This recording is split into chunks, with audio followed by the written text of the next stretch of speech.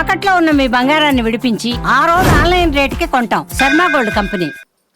నమస్కారం, welcome to Suman TV. నేను గీతాంజలి. కార్తీక మాసం అనగానే మనకి ఎన్నో సందేహాలు వస్తూ ఉంటాయి. మరీ ముఖ్యంగా ప్రతిరోజు విశేషంగానే ఉంటుంది, కానీ ఏ రోజుని ఏ విధంగా చేయాలి, ఏ దేవీ దేవతల్ని మాసంలో మనం పూజించాలి, ఎటువంటి పుష్పాలతో పూజించాలి, దీపారాధన ప్రముఖంగా ఏ ఏ రోజులు చేస్తే మంచిది, అలాగే నదీ స్నానాలు, సముద్ర స్నానాలు ఆచరిస్తూ ఉంటాం. విశేషంగా ఈ పర్వదినాల్లో, ఈ పుణ్యదినాల్లో చేస్తే మంచిది అంటూ ఏమైనా పుణ్యతిథులు ఉన్నాయా? అలాగే దానాల విషయంలో కావచ్చు, మనకి చాలా సందేహాలు ఉంటాయి. వీటన్నిటి గురించి తెలుసుకుందాం, నివృత్తి చేసుకుందాం. సందేహాలకు సంబంధించి మనకు విలువైన సమాచారం, అలాగే సలహా, మంచి సూచనలు అందించడానికి మనతో పాటు ఉన్నారు. గత 15 సంవత్సరాలుగా 30,000కు పైగా జాతక పరిశీలన చేసినటువంటి అనుభవం కలిగిన ప్రముఖ జ్యోతిష్యులు బ్రహ్మశ్రీ నందిభట్ల శ్రీహరి శర్మ గురువు గారు. వారితో మాట్లాడదాం. గురుగారు నమస్కారం అండి. వాగర్థావివ సంపృక్తౌ వాగర్థ ప్రతిపత్తయే జగతః పితరౌ వందే పార్వతీ పరమేశ్వరౌ ఆదిత్యాయ చ సోమాయ మంగళాయ బుధాయ చ గురు శుక్ర శనిభ్యశ్చ రాహవే కేతవే నమః. శృంగేరి జగద్గురు పీఠాధిపతులకి, కంచి పీఠాధిపతులకి నమస్కారములు తెలియజేసుకుంటూ కార్యక్రమాన్ని ప్రారంభిద్దాం. గురుగారు, అన్ని సందేహాలు మీ ముందు ఉంచుతాను. చాలా మంది ప్రేక్షకులు అడిగినవి కార్తీక మాసానికి సంబంధించింది. మొట్టమొదట అడిగేది సోమవారం గురించి అండి. సోమవారం వ్రతాలను చేస్తారు, మరి ఎలా చేయాలి, వీటి గురించి ఒక మాటలో వివరిస్తారా? మాసములలోకెల్లా అత్యంత పుణ్యప్రదమైనటువంటి మాసము కార్తీక మాసం. కార్తీక మాసం యొక్క మహత్యాన్ని తెలియచేయడానికి మనకు మాటలు సరిపోవమ్మా. అంతేకాకుండా ఒక్కొక్క మాసము ఒక్కొక్క దేవతకి ప్రధానంగా చెబితే, ఈ మాసము శివకేశవులకి సంబంధించినటువంటి పూర్తిగా ఆరాధన. ఎవరిని విస్మరించలేదు, ఇద్దరికీ సమానమైనటువంటి ప్రాధాన్యత ఇచ్చారు. విష్ణువు నిద్ర నుంచి మేల్కొనే మాసము ఈ మాసమే. ప్రబోధిన్య ఏకాదశి, కార్తీక పౌర్ణమి విష్ణువుకి కాకుండా పరమేశ్వరికి, అమ్మవారికి సంబంధించినటువంటి కార్తీక మహత్యం. ఈ మాసమంతా దామోదర నామంతో విష్ణువు పూజించబడుతుంటాడు. ఈ మాసమంతా శివుడికి చాలా ప్రీతికరమైనటువంటి మాసం. అయితే కార్తీక మాసం అనగానే మనకు ఠక్కున గుర్తొచ్చేది సోమవార వ్రతం. ఈ సోమవార వ్రతం అనేటువంటిది ముఖ్యంగా ఉపవాసం చేస్తారు. ఉపవాసం అనేటువంటిది 3 రకాలుగా చేయవచ్చునమ్మా ఈ కార్తీక మాసంలో. ముఖ్యంగా సోమవార వ్రతంలో మొట్టమొదటిది ఉపవాసము, స్నానము, దానము, ఇవి చెప్పబడి ఉన్నాయి. ఈ ఉపవాసంలో మొట్టమొదటిగా ఉపవాసం 3 రకాలు అన్నాను కదా. మొదటిది ఉపవాసమే, అంటే సూర్యోదయం కంటే ముందే లేచి కాలకృత్యాదులు తీర్చుకొని ఇక ఆ రోజంతా కూడా ఎటువంటి ఆహారము భుజించకుండా కేవలం శరీరాన్ని నిలుపుకోవడానికి పాలు పండ్లు పదార్థాలు స్వీకరిస్తూ ఇతర పదార్థాలు ఏవి తినకుండా ఉండి ఆ రోజంతా సాయంకాలం మళ్ళీ శివ సన్నిధానంలో ఉండి శివనామస్మరణ చేసుకుంటూ, శివాభిషేకం చేసుకుంటూ, శివార్చన చేసుకుంటూ ఆ రాత్రి జాగరణ ఉండి తెల్లారి మళ్ళీ కాలకృత్యాదులు తీర్చుకొని మళ్ళీ శివాలయానికి చేరుకొని దీపారాధన చేసి శివార్చన, శివాభిషేకం చేసుకుని తదనంతరం భోజనం చేసే విధానము ఉపవాసం. ఇక రెండవది ఏకభుక్తం. ఉపవాసంలోనే అంటే మధ్యాహ్నం పూట భోజనం ఆచరించి రాత్రిపూట ఎటువంటి ఆహారం తీసుకోకుండా ఉండడం. నక్తము అని అంటారు మూడవది. అంటే సూర్యోదయం నుంచి సూర్యాస్తమయం వరకు ఎటువంటి పదార్థము భుజించకుండా ఉండి రాత్రిపూట భోజనం చేసి నక్షత్ర చంద్ర దర్శనం చేసి భోజనం చేసేది నక్తం. ఇది 3 విధాలుగా. ఇక ఈ సోమవార వ్రతంలో మొదటిదైనటువంటి ఉపవాసం ఎలాగో చెప్పుకున్నాం. రెండవది విధానం, వ్రత విధానంలో స్నానం, సముద్ర స్నానము కానీ నదీ స్నానము కానీ, అది కుదరకపోతే చెరువు, తటాకము, సరస్సు, ఇవేవి కుదరకపోతే కనీసము ప్రతిరోజు శుద్ధమైనటువంటి బావిలో నుంచి వచ్చినటువంటి నీరైనా, లేదా కనీసము మనం చేసే స్నానము చేసే బకెట్లలో గంగా జలము కానీ ఇతర నదీ జలం కానీ వేసుకొని స్నానం ఆచరించడం ఇది. ఇక ముఖ్యంగా తిలదానం చేయమని మనకు శాస్త్రం చెప్పబడి ఉంది. సోమవారం సంబంధించి సోమవారం నాడు తిలలు దానం చేస్తే సమస్త కర్మదోషాలు తొలగిపోతాయి.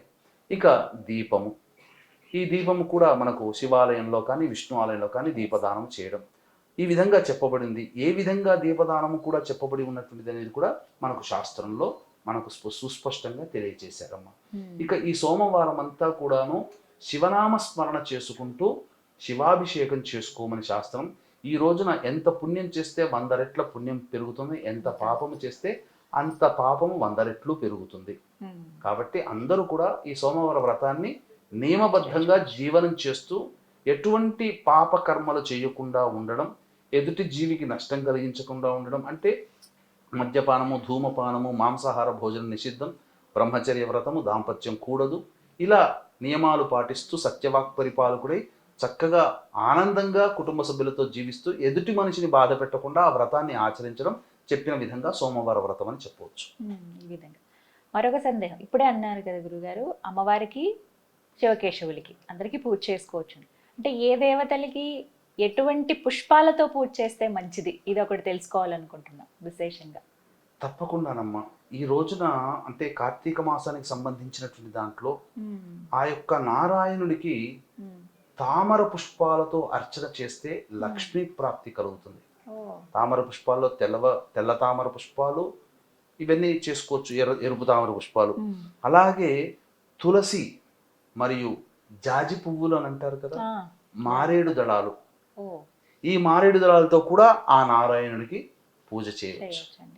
ఇక ముఖ్యంగా చెప్పబడినటువంటిది ఏంటంటే తెల్లని లేదా నల్లని అవిసె పూలు. ఇప్పుడు మనందరం కూడా చాలా మంది ఒమేగా 3 ఫ్యాటీ యాసిడ్స్ ఉంటున్నాయని చెప్పి అవిసె గింజలని డ్రై ఫ్రూట్స్ లో తింటున్నాం కదా, ఆ గింజల పూలు, అవిసె గింజలు, ఆ అవిసె పూలని విష్ణుని అర్చిస్తే మనము 10,000 యజ్ఞాలు చేస్తే ఎంత ఫలితం ఉంటుందో అంత ఫలితం ఆ రోజున వస్తుంది ఆ పూజ చేయడం వల్ల. చాలా అరుదుగా దొరుకుతాయి. చాలా అరుదుగానమ్మా. అంతేకాకుండా ఏ మానవుడైతే అవిసె పూలతో పుష్పమాల అల్లి అది తాను ధరించి విష్ణువుకి కూడా పూలమాల సమర్పిస్తాడో అతడికి స్వర్గాధిపత్యం లభిస్తుందని. అంటే ఇక్కడ స్వర్గం అంటే మన సినిమాలో చూసినటువంటి స్వర్గం కాదమ్మా. స్వర్గం అంటే ఏంటి?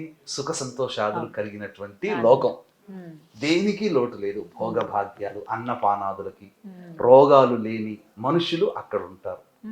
అలా మనం అర్థం చేసుకొని ఆ విధంగా మన జీవితం కూడా రోగాలమయం కాకుండా భోగభాగ్యాలతో తలతూగే జీవితం మనకు కలుగుతుంది. స్వర్గాధిపత్యం అనగానే ఇక డైరెక్ట్ డ్రీమ్స్ లోకి వెళ్ళాల్సిన పని లేదు.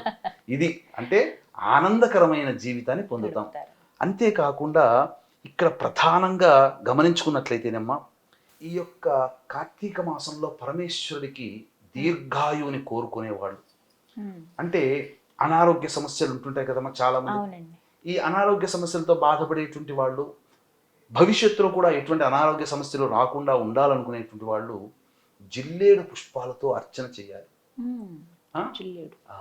ఇక వివాహం కోసం పరితపించే అబ్బాయిలు అమ్మాయిలు ఉంటారు కదా, ఇక ఎంతకీ మనకు వివాహం కావట్లేదు అనుకునే వాళ్ళు ఆ రోజున అంటే కార్తీక మాసంలో వీలు చిక్కినప్పుడల్లా శివాభిషేకం చేసుకుని గన్నేరు పుష్పాలతో అర్చన చేయాలమ్మా. ఇక ఏ పనైనా కానీ ఆటంకాలు అనేటువంటివి ఉంటుంటాయి. ఇక ఆ ఆటంకాలు అనేటువంటివి ఉన్నప్పుడు ఆ ఆటంకాల నుంచి బయటపడాలంటే, విజయం సంప్రాప్తించాలంటే అపరాజిత పుష్పాలు అంటే శంఖు పుష్పాలు, తెల్లవి పరమేశ్వరుడికి, నీలి రంగు విష్ణువుకి అర్చించినా చాలు. కాకపోతే లక్ష్మీదేవికి మాత్రం ఈ నీలి రంగు పుష్పాలతో అర్చన చేయకూడదు. పరమేశ్వరునికి శంఖు పుష్పాలతో అర్చన చేయవచ్చు. అలాగే ఇక్కడ ప్రధానంగా ఈ యొక్క విష్ణువుకి మల్లెపూలతో కనుక అర్చన చేస్తే ప్రధానంగా అతను చేసినటువంటి పాపాలన్నీ నశించిపోతాయి. కదంబ పుష్పాలతో కనుక విష్ణువుని అర్చిస్తే సూర్యమండల స్థానము లభిస్తుంది. సూర్యమండల స్థానం అంటే మనం ఎలా అన్వయించుకోవాలి? అపజయం ఎరుగనటువంటి జీవితం. నిరంతర శ్రామికుడు ఎవరై అంటే సూర్యుడే. తన పని ఎప్పుడు చేస్తుంటాడు, ఎప్పుడు సూర్యోదయం తూర్పునే ఉదయిస్తాడు, టైంకి ప్రకారం అతను ఉంటాడు. అంటే దీనివల్ల ఏం జరుగుతుంది? కదంబ పుష్పాలతో చేయడం వల్ల మనం చేసే పనులలో మనకు జ్ఞానం కలిగి మన పనిని ఏ సమయంలో ఎప్పుడు పూర్తి చేసుకోవాలో అప్పుడు చేసుకోవాలనే భావన కలుగుతుంది. మన పనులు కూడా మనం అనుకున్న సమయంలో పూర్తి అవుతాయి. ఈ విధంగా భావన చేసుకోవాలమ్మా. అంతేకాకుండా ప్రధానంగా కొన్ని పర్వదినాలలో కూడా ఉపవాసం అనేటువంటిది ఈ కార్తీక మాసంలో ఉండాలమ్మా. స్నానం ఆచరించాలి విధానంగా కార్తీక మాసంలోని చెప్పవచ్చు. ఇక కార్తీకంలో ప్రధానంగా దీపం గురించి చెప్తారు కదండి, మరి ఈ దీపారాధన ఎలా చేయాలి, ఎటువంటి ద్రవ్యాలతో చేయాలి, ఎక్కడెక్కడ దీపారాధన చేయాలి, వీటి గురించి వివరించండి. ఈ కార్తీక మాసంలో అంతటా కూడా దీపావళి పండుగ నుంచి మొదలుకొని చాలామంది కార్తీక పౌర్ణమి వరకు చేస్తారు. కానీ శాస్త్ర ప్రకారము పోలీస్ వర్గం జరిగే రోజు వరకు కూడా అనగా కార్తీక మాసం మొత్తం కూడా ప్రతిరోజు దీపారాధన చేయాలి. ఈ దీపారాధన విషయంలో ఎలా చెప్పబడి ఉందంటే, మనము బయట దొరికేటువంటి ఈ యొక్క కాటన్ది కాకుండా మనం పత్తిది కొనుక్కుంటే సరిపోతుందమ్మా. పత్తిని కొనుక్కొని, గింజలతో ఉన్నటువంటి పత్తిని మనం కొనుక్కొని, దాన్ని మన చేతితోనే మనం చక్కగా పత్తి చేసుకొని ఒత్తి చేసుకొని, బియ్యపు పిండితో చేసిన ప్రమిద కానీ గోధుమ పిండితో చేసిన ప్రమిదలో కానీ మనం దీపారాధన చేయాలి. ఈ దీపారాధనకి ఆవు నెయ్యి, నువ్వుల నూనె, అవిసె గింజల నూనె, నారింజ గింజలతో వచ్చిన నూనెను కూడా వాడమని శాస్త్రం చెప్పబడింది. అసలు వాడకూడనిది ఆముదం నూనె. కానీ కార్తీక మాసంలో అప్రయత్నముగా మోహావేశం చేతనైనా కానీ ఆముదము నూనెను దీపారాధన చేసిన కార్తీక మాసంలో చేసిన దీపదాన పుణ్య ఫలితం కలుగుతుంది. దీనికి కార్తీక పురాణంలో కథ కూడా ఉంది.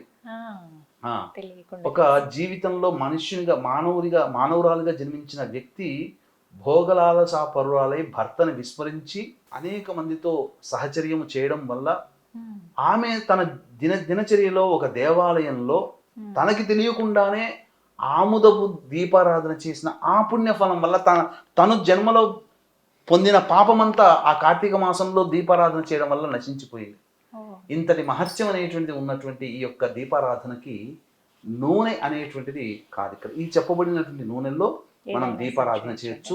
ముఖ్యంగా శివాలయంలో గోపురము, మనం శివాలయ గోపురం ఉంటుంది కదమ్మా, మొదలు వెళ్ళేటువంటిది, ఆ గోపురం దగ్గరనైనా కానీ చోట్లనైనా, ధ్వజస్తంభం దగ్గరనైనా కానీ, ఆలయ శిఖరం దగ్గరనైనా కానీ, దేవాలయంలో గర్భగుడిలోనైనా కానీ దీపారాధన చేస్తే విశేషమైనటువంటి పుణ్య ఫలితం ఉన్నా. ఆ దీపకాంతి వల్ల ఏ వ్యక్తి అయితే దీపారాధన చేస్తాడో కార్తీక మాసంలో విష్ణు ఆలయంలో కానీ శివాలయంలో కానీ, అతను చేసినటువంటి పాపము అంటే ఆ భావం అంతా కూడా నిండైనటువంటి భక్తి హృదయంతో ఆ దీపారాధన చేయమని శాస్త్రం. ఎవరైతే నందాదీపాన్ని ఎవరైతే వెలిగిస్తారో వారికి సర్వ పాపముల నుంచి విముక్తి కలుగుతుందని. అయితే ఇప్పుడు నందాదీపం యొక్క ఆవశ్యకత ఇప్పుడు లేదమ్మా. ఎట్లా అంటే పూర్వకాలంలో ఎలా ఉండేది నందాదీపం అని అంటే, ఏదైనా కానీ గర్భగుడిలో నిరంతరాయముగా దీపారాధన వెలిగే, మనం చెప్పాలంటే ఒక అఖండ దీపం లాగా. అంటే పూర్వకాలంలో, ఇప్పుడంటే చాలా సౌకర్యాలు వచ్చాయి కానీ అప్పట్లో లేవు కదా. దీపం వెలిగించాలంటే రాయిని కుట్టుకుంటే కానీ దీపం వెలిగేది కాదు. కాబట్టి అలాంటి అవసరం లేకుండా గర్భగుడిలో ఒక మూలన ఈశాన్య ప్రదేశంలో కానీ నైరుతి ప్రదేశంలో కానీ దీపారాధన చేసేవాళ్ళు. ఆ దీపంతోనే మిగతా గర్భగుడిలో కానీ మిగతా దీపాలన్నీ వెలిగించుకునేవాళ్ళు. అది కూడా ఒక చోట మీరు చూసి అంటే పురాతన దేవాలయంలో చూస్తే, దేవాలయం నుంచి బయటికి రాగానే ఈ త్రికోణాకారంగా కనబడుతుంది గూటిలాగా, అందులో దీపం ఆరాధన చేసేవాళ్ళు.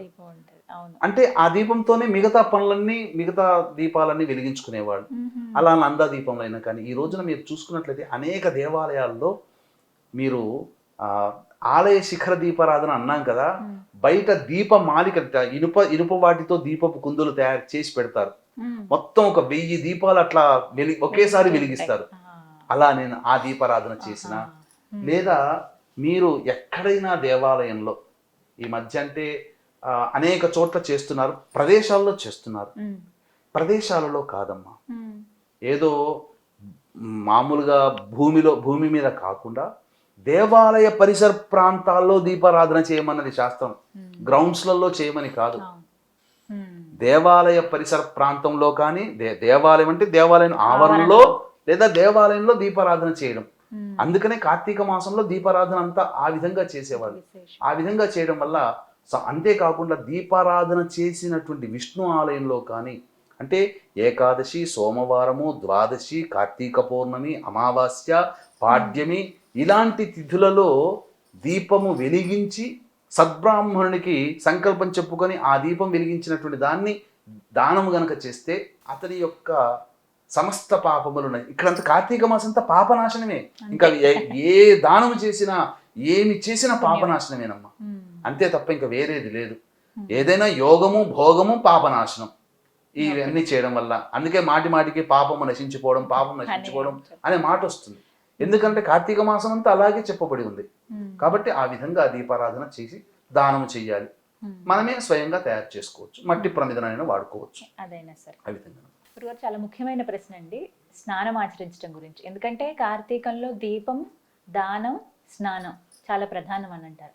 ఈ స్నానం విషయంలోనండి అందరికీ నదులు అందుబాటులో ఉండకపోవచ్చు, సముద్ర తీరంలో ఉండకపోవచ్చు, ఎప్పుడైనా వెళ్తేనే. కానీ ఇలా కాకుండా ఈ మాసం అంతట్లోనూ ఏమైనా పుణ్యతిథులు అంటూ ఉన్నాయా? ఈ పుణ్యతిథుల్లో ఒక్కరోజు మేము స్నానం ఆచరించడం వల్ల మాసం అంతా స్నానం ఆచరించినటువంటి ఫలితం ఏమైనా కలుగుతుందా? అలాంటి తిథులు ఏమైనా ఉన్నాయా అని అంటే ఏం చెప్తారు? అంటే ఈ కార్తీక మాసంలో స్నానం అనేటువంటిది చాలా ప్రధానం అని చెప్పబడి ఉంది కదమ్మా. అవునండి. మనకు చెప్పబడినటువంటిది ఏంటంటే శాస్త్రంలో ఈ కార్తీక మాసము 1 రోజుల పాటు నదీ స్నానము ఆచరించమని చెప్పబడి ఉంది. ప్రస్తుత కాలంలో నదీ స్నానము నది దగ్గర ఉన్న వాళ్ళకి తప్ప అందరికీ అందుబాటులో లేదు. ఇప్పుడు హైదరాబాదు, వైజాగ్ పోవాలని వాళ్ళకి లేవు కదా, నగరాల్లో కష్టం కదమ్మా. కాబట్టి కొన్ని రోజులలోనైనా కానీ ప్రయత్నపూర్వకముగా కొన్ని తిథులలో మనమైనా కానీ వెళ్ళి నదికి వెళ్ళైనా స్నానం చేయమని. అది కుదరలేదు, కనీసం ఆ నదీ జలాన్ని మనం స్నానం చేసే బకెట్లోనైనా కానీ వేసుకొని ఆ యొక్క నదిలో మనం స్నానం చేస్తున్నట్టుగా భావన చేస్తూ స్నానం ఆచరించాలి. ఉదాహరణకి గంగా నది స్నానం చేయాలని మనస్సంకల్పం కలిగింది, కార్తీక మాసంలో పోలేము. అటువంటప్పుడు గంగా నది యొక్క ఘాట్లన్నీ ఒక వీడియో చూడండి. ముందు రోజు చూస్తే ఒక పిక్చర్ ఇమేజ్ కనబడుతుంది కదా. ఆ గంగా జలాన్ని మనం చేసే బకెట్లో వేసుకొని కళ్ళు మూసుకునే కదా ఎవరైనా స్నానం చేసేది. ఆ కళ్ళు మూసుకొని స్నానం చేస్తూ నేను నా యొక్క ఆత్మ, నా మనస్సు గంగా నదిలో స్నానం వెళ్తుంది, మీరే వెళ్తున్నట్టుగా ఆ విధంగా గంగలోకి వెళ్తున్నట్టుగా భావన చేసి అలా గంగలో అడుగులిచి సంకల్పం చెప్పుకొని స్నానం ఆచరించి ఉదయిస్తున్నటువంటి సూర్యునికి అర్ఘ్యమిస్తున్నట్టుగా భావన చేసుకొని ఎంతో సంతోషంతో ఆ పరమేశ్వరుని అక్కడ ఆ నదీ తీరంలో వెలిసినటువంటి శివలింగాన్ని దర్శనం చేసుకొని అక్కడ వెలిసినటువంటి విష్ణు భగవానికి నమస్కారం చేసి నేను మళ్ళీ వస్తున్నానని చెప్పి తన ఆత్మ ఏ విధంగా భావన చేస్తుందో ఆ విధంగా భావన చేస్తూ స్నానం చేస్తే ఆ యొక్క స్నాన ఫలితం ఏ రోజుల్లో కూడా స్నానం చేయమన్నదో మనకు శాస్త్రం చెప్పబడి ఉంది. కనీసం ఆ తిథుల్లోనైనా కానీ స్నానం ఆచరించాలి. వీక్షించేటువంటి ప్రేక్షకులు కూడా ఈ కార్తీక మాసం అంతా బహుపుణ్యాన్ని ప్రసాదించే మాసము, పాపనాశనం. కాబట్టి ఇందులో మహా విశేషమైనటువంటిది కార్తీక పౌర్ణమి. ఈ కార్తీక పౌర్ణమి సందర్భంగా మహిమాన్విత కాశీక్షేత్రంలో జాతకరీత్యా కలుగు విద్య, వివాహ, ఉద్యోగ, దాంపత్య, అనారోగ్య సమస్యల నివారణకి, సమస్త కోరికలను నెరవేర్చడం కోసం, అలాగే ప్రస్తుతం ఈ యొక్క సంవత్సరం గురువు, బుధుడు, శుక్రుడు, రవి గ్రహ మార్పు, శని మార్పు అనేటువంటిది 12 రాశుల వారిని ప్రభావితం చేస్తుంది. కావున వచ్చేటువంటి ఇబ్బందుల నుంచి బయటపడడం కోసం అన్ని రాశుల వారికి కూడాను జాతకరీత్యా కలుగు అన్ని రకాల దోష నివారణకి సర్వదోష నివారణ పూజలు, హోమాలు జరిపించి ఆ కాశీక్షేత్రంలో శక్తిపాతము చేయబడినటువంటి కరుంగలీమాల మీకు అందివ్వడం జరుగుతుంది. అవకాశం ఉన్న వాళ్ళు కార్యక్రమ తదనంతరం కాంటాక్ట్ చేసి మీ గోత్రనామాదులు నమోదు చేసుకోవచ్చు. అలాగే సాయంత్రం 6 గంటలకి నవంబర్ 5వ తేదీన ప్రారంభమవుతుంది. కావున 5 గంటల లోపల మీ గోత్రనామాదులు నమోదు చేసుకునే అవకాశం ఉంటుంది. ఇక ఏ తిథుల్లో అనంటే మనకు ప్రధానంగా కార్తీక మాసమంతా ఆదివారము, సోమవారం, శుక్ల పాడ్యమి, అలాగే పౌర్ణమి, అమావాస్య తిథులు. ఈ తిథుల్లోనైనా కానీ స్నానం ఆచరించమని 4 ఆదివారాలు, 4 సోమవారాలు, పౌర్ణమి, అమావాస్య, అంతే శుక్లపాడ్యం. అంతేకాకుండా దానము చెప్పబడింది కదమ్మా. స్నానం చేసినటువంటి వ్యక్తి తడి బట్టతో ఉండగా ఏ వ్యక్తి అయితే పొడి బట్టను గనక దానం చేస్తాడో ఆ దానం చేసిన వ్యక్తికి 10 అశ్వమేధ యాగాలు చేసిన పుణ్య ఫలితం. ఎందుకంటే ఈ కలియుగంలో అశ్వమేధ యాగం లేదు. 10,000 అశ్వమేధ యాగాలు చేస్తే ఎంత పుణ్యమో అంత పుణ్య ఫలితం సాక్షాత్తు శ్రీరాముల వారే ఒక్కసారి చేశారు. అటువంటిది 10,000 అశ్వమేధ యాగ ఫలితం మనకి కలియుగంలో వస్తుంది. అంటే కలియుగంలో అశ్వమేధ యాగం చేసే అవకాశం లేదు, నిషిద్ధము. కాబట్టి నిషిద్ధమైనటువంటి యాగ ఫలితాన్ని పొందే అవకాశం స్నానం ఆచరించి తడిబట్టతో ఉన్నటువంటి బ్రాహ్మణుడికి పొడి బట్టని దానం చేయడమే అని చెప్పబడింది. ఈ విధంగా దానం చేయొచ్చు. అలాగే ముఖ్యంగా మహిళలు విశేషంగా ఏమన్నా దానాలు చేస్తే మంచిదా అండి?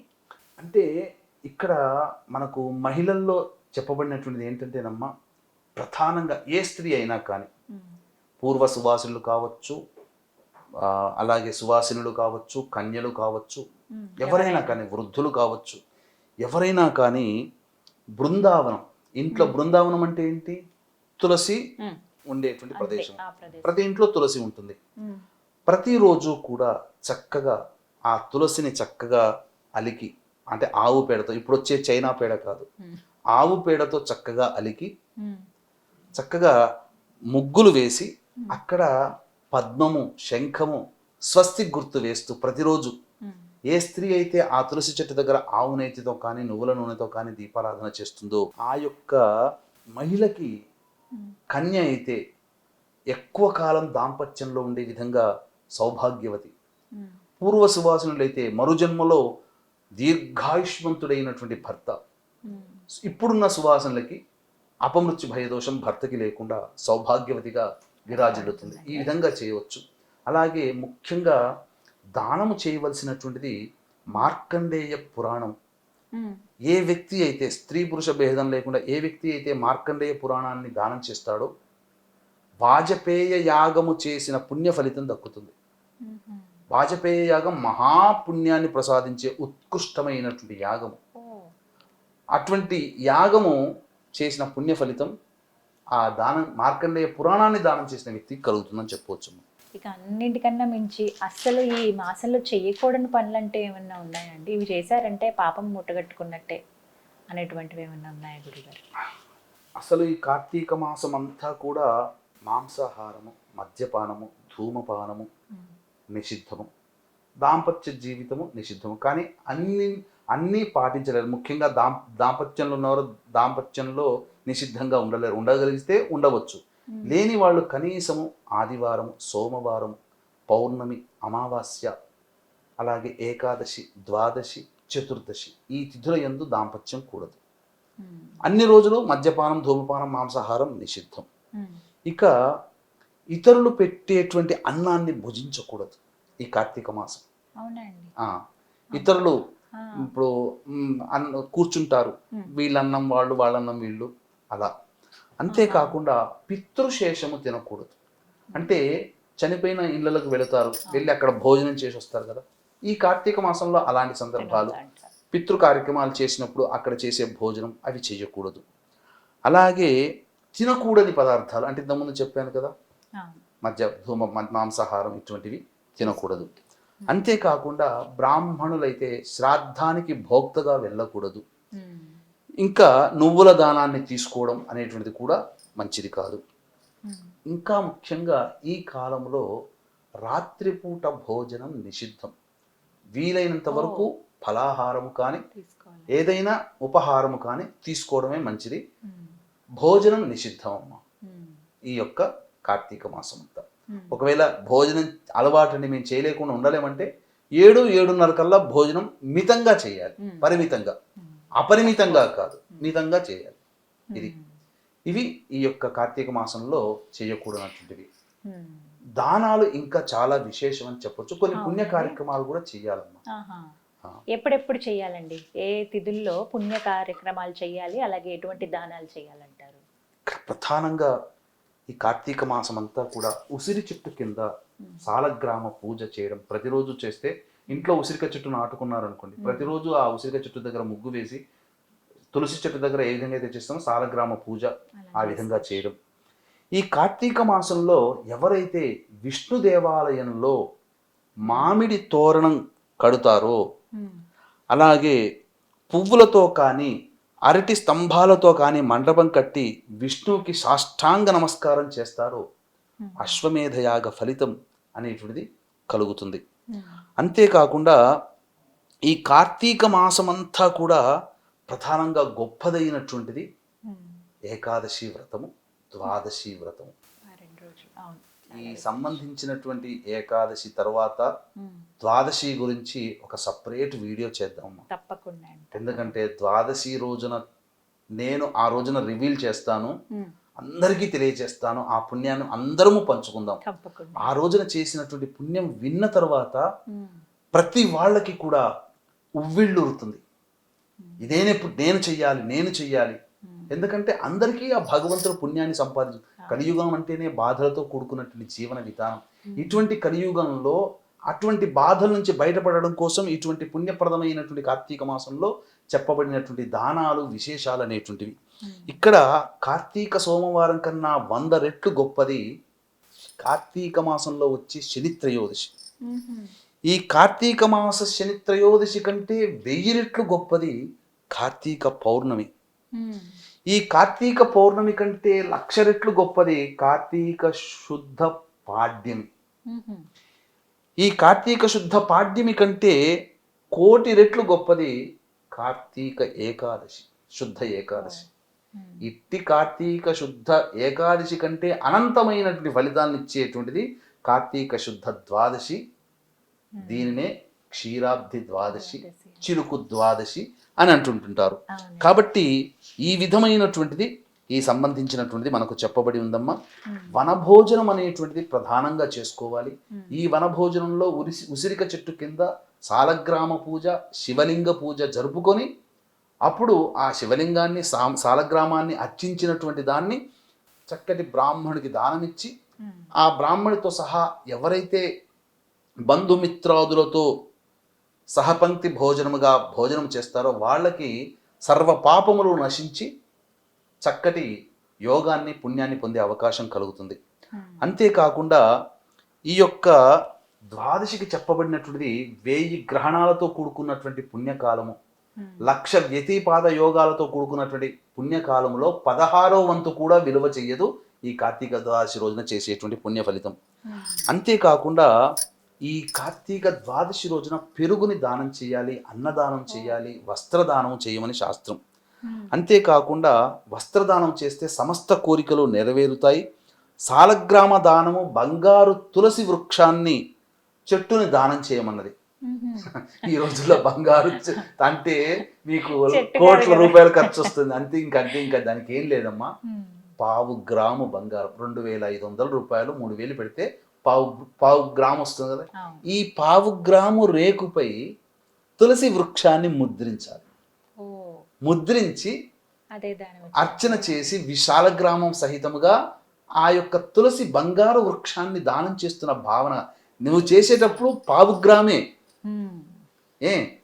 వెండి మీదనైనా చేయొచ్చునమ్మా, బంగారమే చెయ్యాలని లేదు, వెండి మీద కూడా చేయొచ్చు. ఆ విధంగా బంగారంతో సమానమైనటువంటిది ఏంటి? జమ్మి చెట్టు కదా. జమ్మి చెట్టు వృక్షముతో కలిపినటువంటి తులసి వృక్షాన్నైనా కానీ బ్రాహ్మణుడికి దానం చేసినట్లయితే సమస్త చతుస్సాగర పర్యంతంలో ఉన్నటువంటి భూమిని దానం చేసిన ఫలితం కలుగుతుంది. అందుకే సంకల్పంలో పూజంత అయిన తర్వాత గోత్ర ప్రవర చెప్పేటప్పుడు చతుస్సాగర పర్యంతం గోబ్రాహ్మణేభ్యః శుభం భవతు అని చెప్పి గోత్రం చెప్పుకొని పేరు చెప్పుకోండి అంటారు హోమం చేసిన తర్వాత.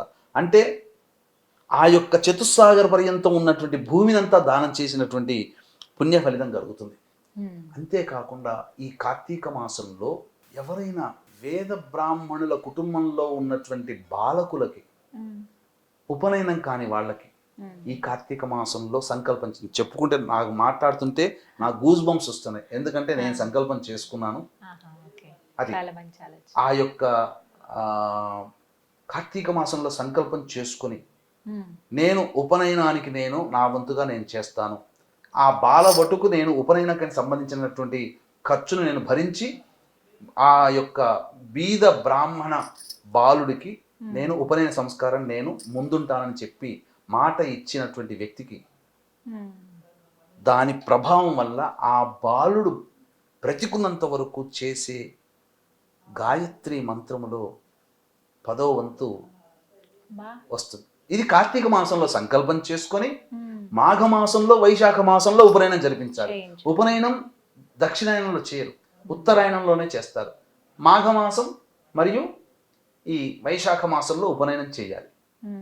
ఇలా చేస్తే ఆ బాలుడు చేసే గాయత్రి ఉపాసనలో ఇతనికి 10వ వంతు వస్తుంది. ఇలా చెప్పబడి ఉంది. అంతేకాకుండా ఈ కార్తీక మాసంలో పండ్లని దానం చేయమని చెప్పింది. ఈ పండ్లని దానం చేయడం వల్ల 3 రుణాలని మనం తొలగించుకుంటాం. దేవరుణం, ఋషి రుణం, పితృ రుణాలని తీర్చుకునేటువంటి యోగం మనకు కలుగుతుంది. అంతేకాకుండా ఉద్యోగం పోయిన వాళ్ళు ఉంటారు కదమ్మా. ఈ ఉద్యోగం పోయినటువంటి వాళ్ళు ఈ కార్తీక మాసంలో ఉసిరికను దానం చేస్తే కోల్పోయిన ఉద్యోగం కానీ, నూతన ఉద్యోగం కానీ, కొత్తగా నిరుద్యోగస్తుల ఉద్యోగం కానీ లభించి తీరుతుంది. లింగదానము గనక చేస్తే సమస్త పాప పరిహారము జరుగుతుంది. అంతేకాకుండా భోగాలు కలిగి మరుసటి జన్మలో చక్రవర్తితో సమానం, చక్రవర్తిగా పుడతాడు. చక్రవర్తి అంటే ఏంటి? భోగభాగ్యాలకి అంటే ధనవంతుడుగా పుడతాడని అర్థం. ఈ రోజులో చక్రవర్తులు లేరుగా, ధనికుల కుటుంబీకుల్లో పుడతారు, గోల్డెన్ స్పూన్తో పుడతారు. అంతేకాకుండా ఈ రోజున అనగా ప్రధానంగా కార్తీక శుద్ధ చతుర్దశి, వైకుంఠ చతుర్దశి అని అంటారు. ఈ రోజున విష్ణుకి సుదర్శన చక్రం ఇవ్వబడడం జరిగింది. ఈ రోజున ఎవరైతే బ్రాహ్మణులకి భోజనం పెడతారో వాళ్ళకి పితృదేవత అనుగ్రహం కలుగుతుంది. ఏ వ్యక్తి అయితే తిల తర్పణం చేస్తాడో ఈ వైకుంఠ చతుర్దశి రోజున, అంటే 4వ తారీఖు అమ్మ, ఈ 4వ తారీఖు రోజున తిల తర్పణం చేస్తే పితృలోకమంతా సంతోషపడుతుందట. వాళ్ళ పితృదేవతలే కాదు, ఈ భూమి మీద నివసిస్తున్న ప్రతి మానవుడికి సంబంధించినటువంటి పితృదేవతలు అక్కడ ఉంటారు. ఆ లోకమంతా సంతోషపడుతుందట.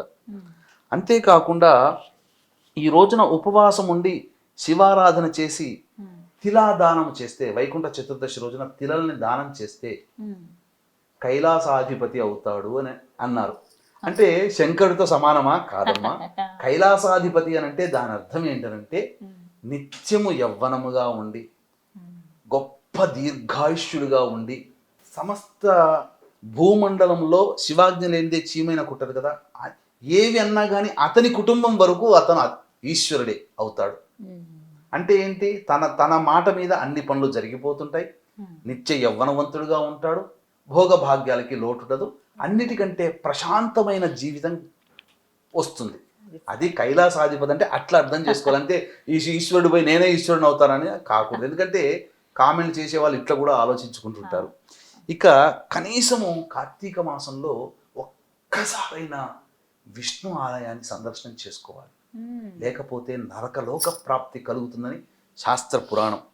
ఇక కార్తీక శుద్ధ ద్వాదశి రోజున 1,00,000 దీపార్చన చేసినటువంటి వాడికి ఈ సమస్త భూమండలం కూడా అధిపతి అవుతాడని మనకు శాస్త్రం కలుగుతుంది.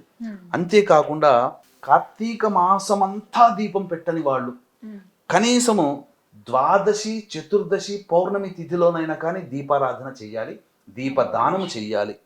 అంతేకాకుండా ఇతరులు పెట్టినటువంటి దీపము ఆరిన తరువాత మళ్ళీ అందులో తాను ఒత్తివేసి దీపం వెలిగిస్తే ఆ దీపారాధన పుణ్య ఫలితం కూడా అతనికి తగులుతుంది. అంతేకాకుండా కార్తీక మాసం ఎంత గొప్పగా చెప్పబడి ఉందనంటే, ఇప్పుడు మీరు వెలిగిస్తున్నారు అనుకోండి దీపాన్ని, నేను చూశాను, మీ వెలిగించినందువల్ల మీకు కలిగే పుణ్యముతో సమానమైన పుణ్యము భక్తి భావముతో నేను చేయలేకపోయాను, కానీ నేను చేస్తున్నట్టుగా భావిస్తున్నాను అనుకున్నా ఆ పుణ్య ఫలితం నాకు కూడా దక్కుతుంది. ఇలా చెప్పబడి ఉందమ్మా. కాబట్టి అంతేకాకుండా ఇక్కడ కార్తీక మాసంలో దూడతో కూడుకున్నటువంటి ఆవుని ఈ కార్తీక శుద్ధ ద్వాదశి రోజున దానం చేయాలి. చేసినట్లయితే ఆ యొక్క ఆవు ఒంటి మీద ఎన్ని రోమాలు ఉంటాయో అన్ని సంవత్సరాల పాటు కూడా అతనికి పితృదేవతలు సంతోషిస్తారు, స్వర్గాధిపత్యం కూడా కలుగుతుంది. అంటే పితృలోకంలో, నరకలోకంలో బాధలు పడుతున్నటువంటి పితృదేవతలు విముక్తి చెందుతారు. అతనికి అనంతమైన పుణ్యం ఆ యొక్క దానం, దూడతో సహా ఆవుని ద్వాదశి తిథి రోజున దానం చేసినటువంటి వాడికి.